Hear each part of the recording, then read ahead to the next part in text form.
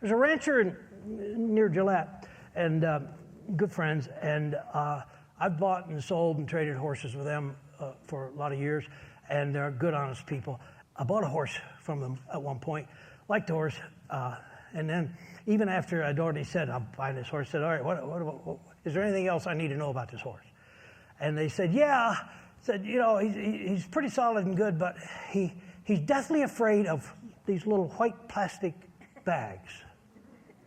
So he just spooks. He's terrified of these white plastic bags. You just need to be aware of that. Because if you come close to one, you'll have a rodeo.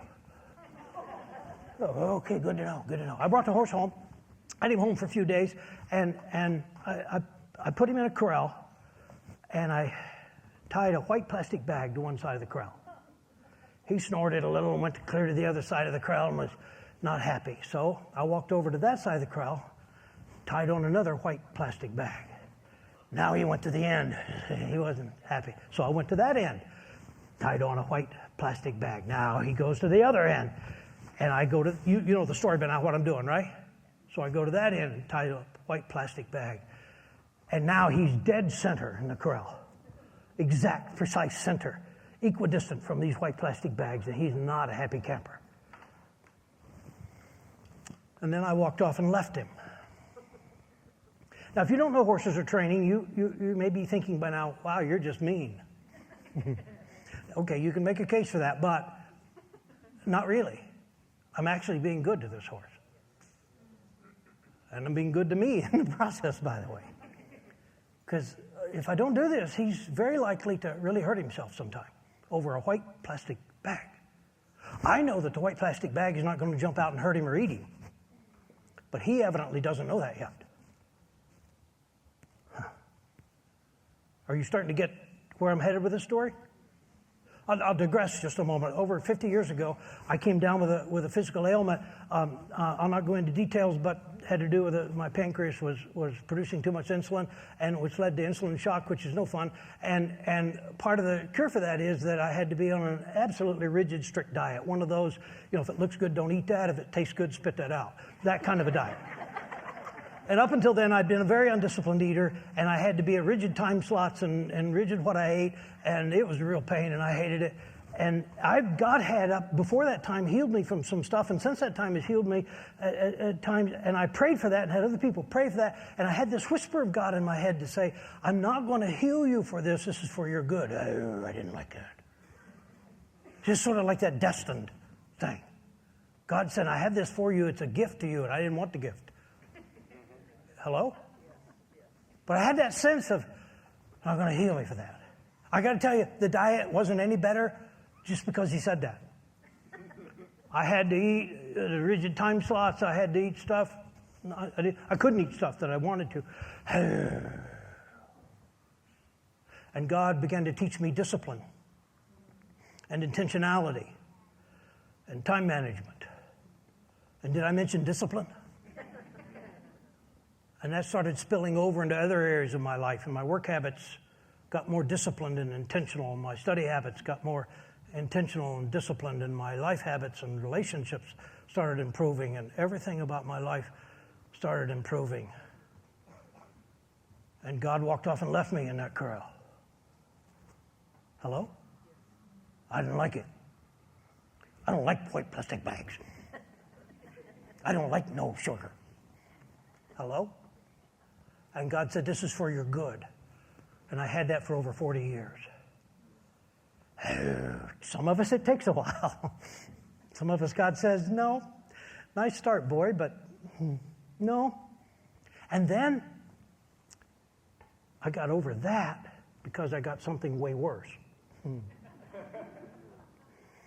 And then the doctor said to me, "Oh, you're in the top 1% of recovery." Thank God it was way worse, but thank God way shorter duration. He said, "You're in the top 1% of recovery because you're in the top 1% of people who have the discipline to do what you're supposed to do with this." And part of that was diet, and part of that I'm thinking, well, duh. I've had 42 years of practice. I'm ready for this. It's one of the best gifts God's given me. I hate to say that out loud where God can hear it.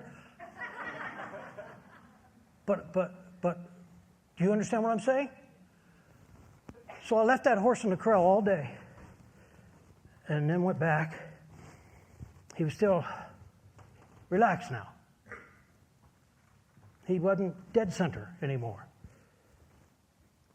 And I went in, had a halter on, and snapped the lead rope on, led him over by one of these white plastic bags, and he was looking at it, but he wasn't frantic at all. Like, yeah, I watched that thing flap in the breeze all day. And then, holding the lead rope, just untied the white plastic bag, curled it up, and stuck it in my pocket. You're not impressed by that, but he was. I had just confronted the most fearsome thing in his life. I had put my hands on it, touched it, wadded it up, and stuck it in my pocket, kind of made it disappear. And he's like, "You something, man."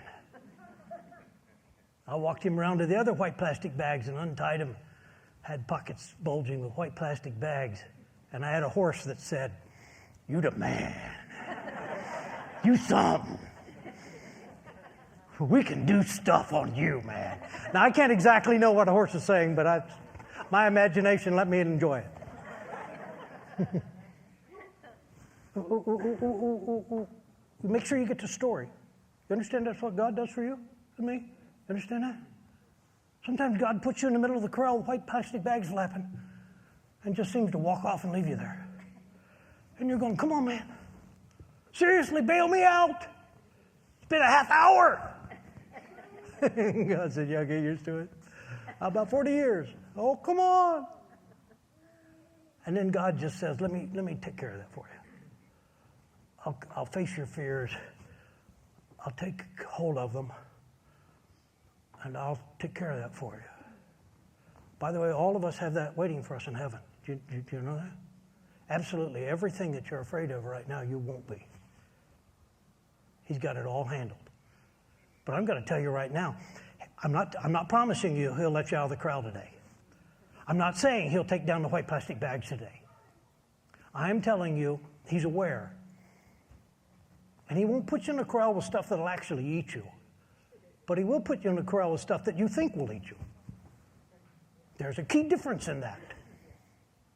He is a God who actually loves you and wants the best for you and wants you to be able to be the best for others. And so sometimes he will put you in the middle of your fears and seem to just abandon you.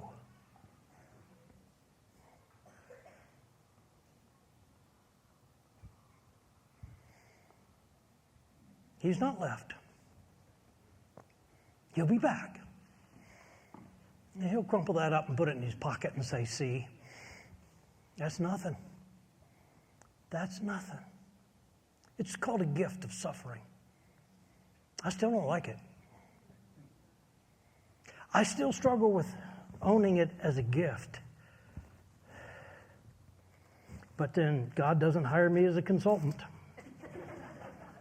So he still does his thing and says, "So Tom, God's given you a gift of suffering."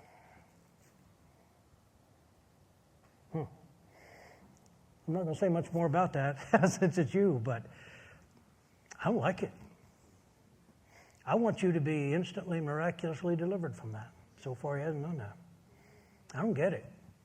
Anybody? I can point out lots of you in this room. I'm just saying. He is a God who can go take white plastic bags off fences, put them in his pocket,